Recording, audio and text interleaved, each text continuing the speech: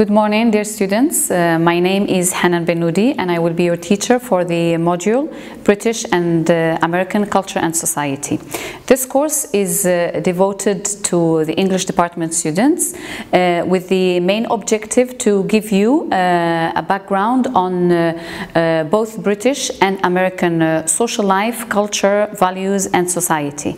Okay, so before we move on into the content of the course, it is very important for you to know that we are going to touch upon some aspects in history, society, culture, language, literature, etc. To give you, as I said, a background of what British and American societies are today and some of the things that we notice or we witness today in both societies, they go back in time and they have their reasons, or there were some effects or some events that happened and they had a dramatic impact on the society as a whole. Okay. As for the content of the course will be devoted to two parts. One part will be mainly devoted to British culture and society.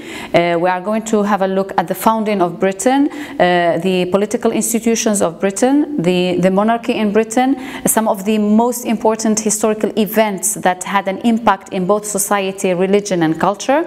We are going to have a look at the symbols and or some of the important symbols and traditions in British life and society. And the second part of the course is going to be devoted to the American culture and American society. The same thing, we are going to talk about the Native American culture, the founding of America or the United States, the independence of the United States of America, the American political system, and the traditional values, food, holidays in the US. Okay. At the end, we will close this chapter with, if time allows or circumstances allow, we are going to have some presentations on some of the aspects that we cannot cover in class. Okay, so this is concerning the course objectives, the course content, and the course methodology. All right, thank you. So, as I said earlier, we are going to have a background or an overview about British and American cultures. Before going into details into the program or the syllabus, it is very important to know what we mean by British. Okay, some people confuse when we talk about Great Britain and the UK. Is it similar?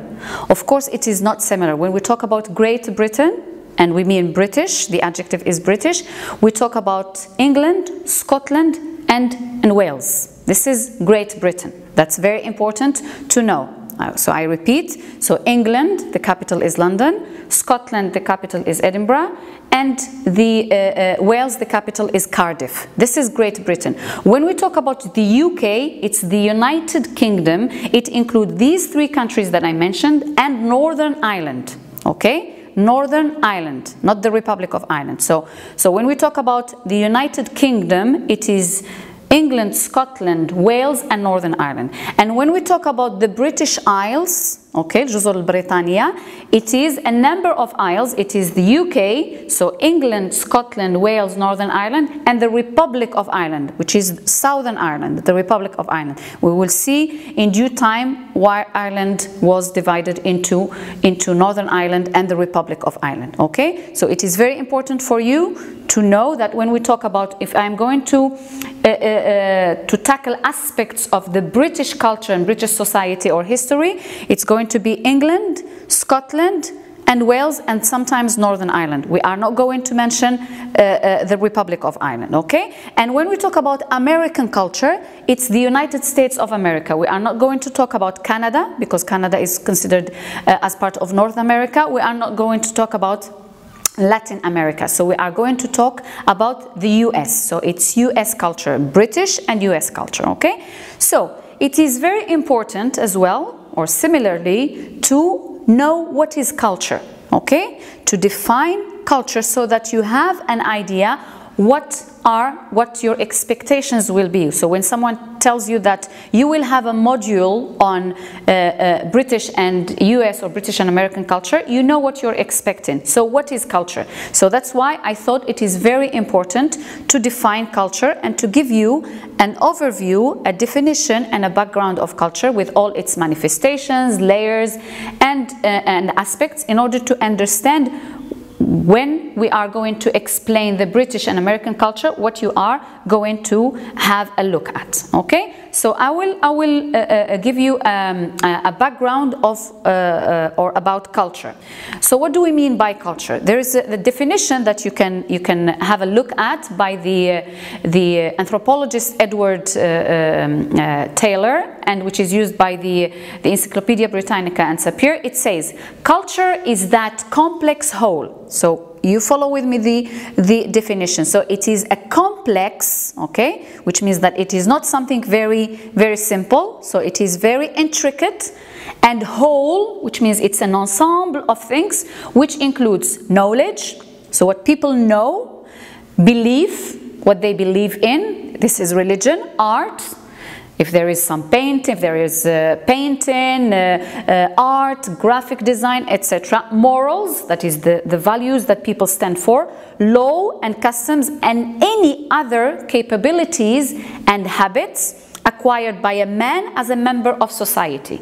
So this definition means that if you want to be a member of a society and you want to be accepted in that specific society, be it Moroccan society, be it British society, be it Spanish society, you have to have that complex whole of knowledge. You have to know about your society. You have to believe in a religion that is welcomed or embraced by the people in your society. If it is Islam or it is Christianity, Judaism, etc. You have to be familiar with the art in your society. For example, the henna painting in Morocco, or there's some tattoos in some cultures, and the customs and the habits by which those people stand for. So this is what makes a person a member of a society, and we say that person has a culture, embraces a culture. Okay? We can look at this quotation from two angles, or we can approach it from two different angles. That culture consists of patterns and behaviors. So you have some patterns and behaviors that are acquired. You acquire them when you are a child, okay? And they are transmitted from one generation to another. They are transmitted by your parents, your grandparents, your family members, your siblings, your neighbors, the school, etc. So these are traditional ideas that are attached to some values. You know that it is, for example, in Morocco, Eid or Hshuma, or it is in another society, it is taboo to insult family, etc. So this makes you familiar with these norms and traditions, and they make you a group. You belong to a group of people, okay? So these things, for example, what is Eid and Hshuma in Morocco is not necessarily taboo in a Spanish society or in a Western society, and that makes it specific to that society. On the other hand, culture is not visible as a product, but it is internal. It is something that you see, that you watch when you are a child, when you are growing up. You see, for example, that it is in the habit of Moroccan families to kiss the hand of an older member to show respect. So maybe that gesture is not familiar to someone in American society. They would show respect in a different way, okay? So each aspect of culture is linked to a system, form, unifying context of culture, and which identifies a person belonging or carrying that specific culture. Okay, so we were talking about culture, so the manifestations of culture. Culture differences between societies, they show themselves, they manifest themselves in different ways and in differing levels of depth. For example, the symbols are the most superficial manifestation, and then we have values as the deepest manifestation. So we are going to have a look at these manifestations of culture.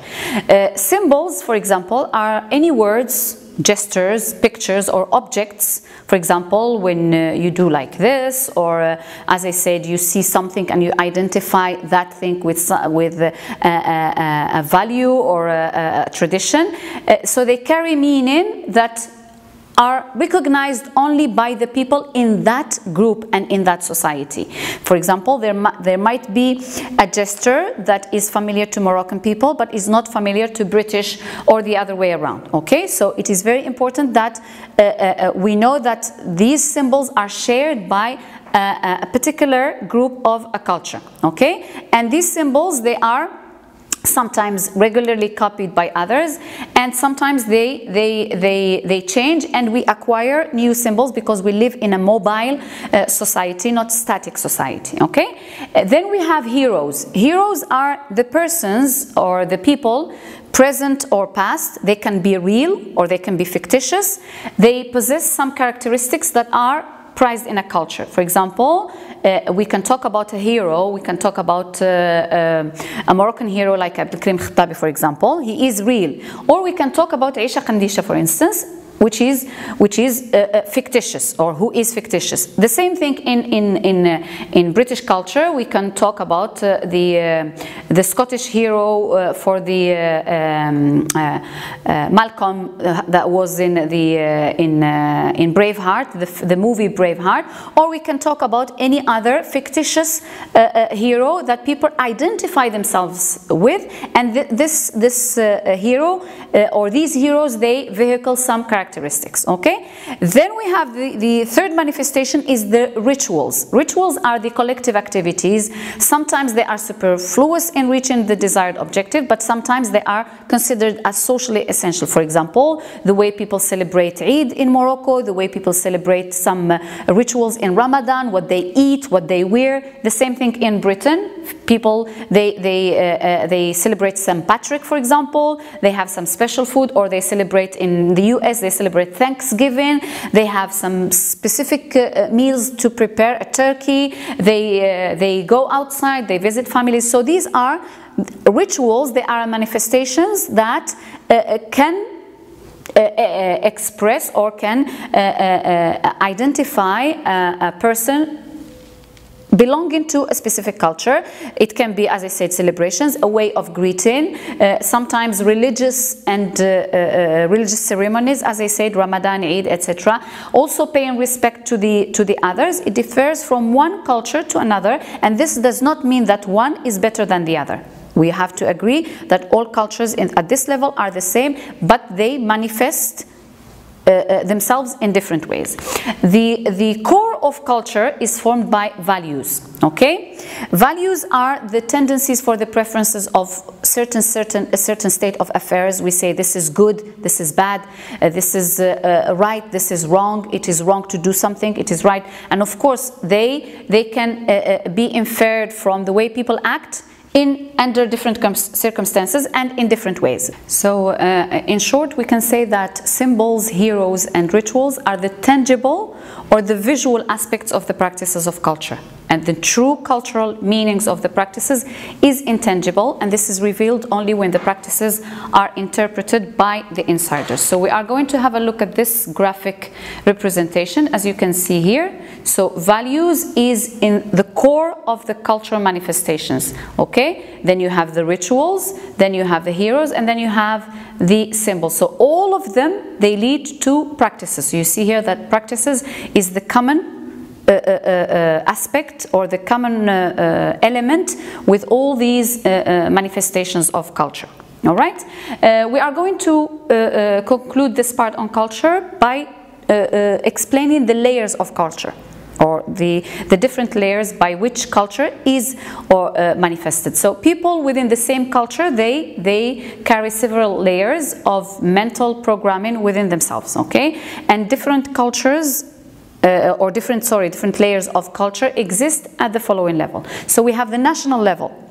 This is associated with the nation as a whole. So as I said before, you say the British culture, which means it is associated with Great Britain. We say the Spanish culture, it is associated with Spain. We say the Moroccan culture, it is associated with Morocco as a whole, as a nation. Okay. Then we talk about the regional level. So this is associated with the ethnic, linguistic or religious differences that exist within the nation. For example, we say the north of Morocco, for example, the Rif, the people from Rif, they have an ethnic origin. So they have some practices, okay, that are dictated, but this ethnic origin, okay, the language, for example, the linguistic aspect, they speak a different language. They are Muslims, but they might have some religious practices that are typical to the Rif people. The same thing if we talk about people from Fez or Tetuan, etc. The same thing in Britain. You say, for example, people in Ireland, in Northern Ireland, they have some specific practices because of the ethnic origin, of the linguistic origin. The same thing in Wales, the Welsh language, the Welsh culture, and the Welsh practices. Then you have the gender level. It is associated whether you are man or a woman, okay? For example, there are some practices that women have that men do not have. If you do these practices or you carry out these practices, it will look as awkward or very inappropriate. Then you have the generation level. It is associated with the differences between parents, grandparents, and children. There are things that now, for example, a teenager would do.